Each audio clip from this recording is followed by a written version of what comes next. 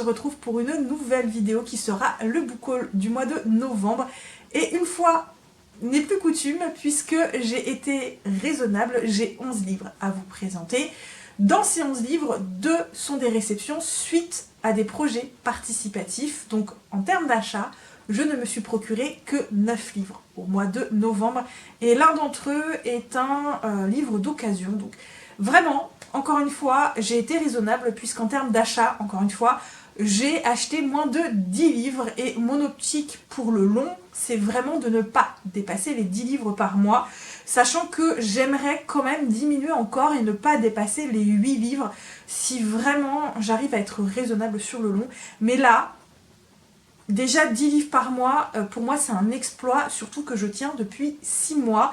Et je pense que j'arrive à mieux résister à mes envies d'achat. Voilà, j'arrive à mieux résister, j'arrive à prioriser et j'arrive à me dire stop, à un moment il faut que tu sois raisonnable, tu n'as plus de place dans tes bibliothèques, il faut que vraiment tu arrives à ne pas déborder de partout parce que ça ne sert à rien, surtout qu'on a beau en acheter des dizaines, il y en a que j'ai depuis des années et qui aujourd'hui ne me font plus envie, donc je les ai achetés absolument pour rien et je trouve ça absolument dommage. Donc vraiment l'optique 10 livres par mois, pour l'instant je m'y tiens et j'espère encore diminuer un petit peu dans l'année qui arrive pour 2025. Je ne m'attarde plus et je commence tout de suite par les projets participatifs.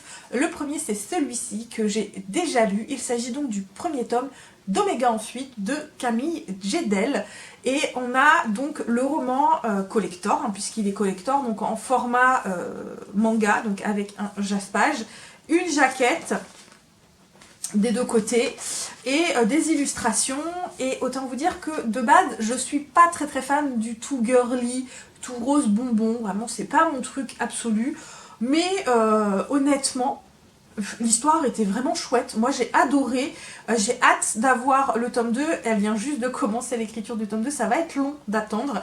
Ici on est dans un univers Omégaverse, je ne sais pas si vous connaissez, l'Omégaverse c'est vraiment avec ce qu'on appelle les alpha, bêta, oméga, donc question de phéromones, d'hormones, de dominance, de soumission.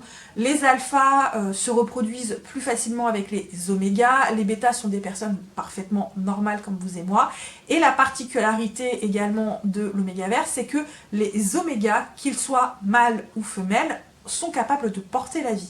Dans cet univers-là, on est vraiment dans de l'Omégaverse avec uniquement des hommes. Je n'ai pas vu une seule femme dans ce roman, il n'y a que des hommes, donc alpha, bêta, oméga. On va suivre donc Cassidy, qui est un jeune homme, papa célibataire oméga, qui travaille en tant qu'assistant pour ce patron qui est Adam, qui est lui un alpha. Et autant vous dire que ça clash beaucoup entre eux, c'est vraiment au départ, c'est amour-haine. Jusqu'au jour où Cassidy va avoir des chaleurs particulièrement violentes. Et Adam va se pointer, et je m'arrête là pour le résumé, vous n'avez pas besoin d'en savoir plus. C'était très fun. C'était très fun puisque l'autrice arrive quand même à dépasser le genre, je trouve, et vraiment très chouette. Très chouette, pardon. Je vous en dis pas plus, je vous en parlerai évidemment dans le prochain bilan. Mais voilà, on a eu beaucoup de goodies, vraiment. Je suis super étonnée, je ne sais pas si j'avais mis beaucoup de sous ou pas dedans, mais on a eu vraiment beaucoup de goodies. Et également, je vous le sors pas là, mais j'ai réceptionné un mug aussi. Donc vraiment, voilà, le projet, il était de ouf. Le deuxième projet participatif que j'ai réceptionné, c'est le troisième et dernier tome de la saga d'Andrei, donc le combat des Amnéas de Garance Jorna. Regardez-moi ce jaspage doré, juste, mais en plus comment il reflète la lumière, il est trop beau. On est dans de la dark fantasy, j'ai participé déjà au précédent pour le tome 1 et 2, donc on a vraiment quelque chose d'extrêmement joli. De base on devait avoir un coffret également pour ceux qui commandaient, malheureusement ça n'a pas pu se faire pour des problèmes techniques, organisation, ça arrive, c'est des choses voilà, qui peuvent arriver, c'est pas grave. En tout cas j'ai la trilogie que je vais commencer l'année prochaine et j'en sais pas plus en fait pour tout vous dire. En occasion je me suis procuré le premier tome de The Foxglove King aux éditions Brajlon de Anna Wheaton, donc le deuxième tome vient de sortir. C'est une saga que j'avais envie de tenter, mais en neuf il était à 28 €, sachant que le relié est juste magnifique. Et du coup, bah, le trouver en occasion pour 13 €, ça valait vraiment, vraiment, vraiment le coup. Même si les coins ont morflé et que la jaquette aussi, dans l'état, il est encore en très très bon état, je trouve. Et au moins, voilà, je ne l'ai pas payé au prix fort pour me faire un avis parce que j'ai un peu peur de pas aimer. Surtout qu'on est dans un triangle amoureux, d'après ce que j'ai compris, et vraiment les triangles amoureux, c'est pas mon délire. Donc ici, on suit une jeune femme qui s'appelle Laure, qui a un don particulier qui est pas très très bien vu par la cité. Et elle essaie d'y échapper, elle trafique plus ou moins jusqu'au jour où elle se fait griller, attraper. Elle pense qu'elle va y passer, mais on va lui proposer un marché et je n'en sais pas plus. Hâte de voir ce que ça donne. Hâte de voir parce qu'il me fait super envie quand même malgré tout. Je pouvais pas passer à côté.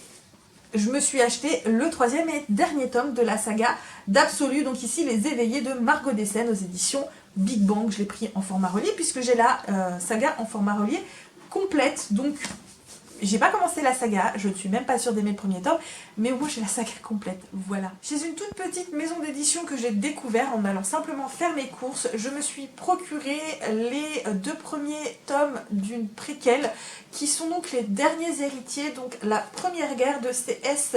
Boyer, donc on est dans de la fantaisie épique avec guerre, complot politique, etc., etc.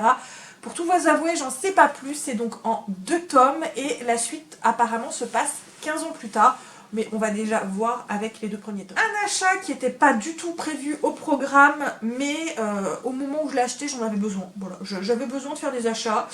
J'ai commencé à lire, je trouvais que la plume était plutôt sympa, l'histoire a l'air plutôt cool, j'en ai entendu beaucoup de bien sur les réseaux sociaux, même si vraiment, au départ, j'avais vraiment pas prévu de me le procurer.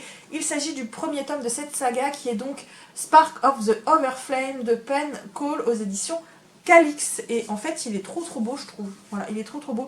Bref, ici on suit une jeune femme qui je crois va vivre une aventure et j'en sais pas plus en fait. Le même jour je me suis procuré la suite de The Curse of Saint, donc ici The Curse of Sin, toujours aux éditions Calix de Kate Dramis. J'avais beaucoup aimé le premier tome et le 2e tome est beaucoup plus épais que le premier il me semble.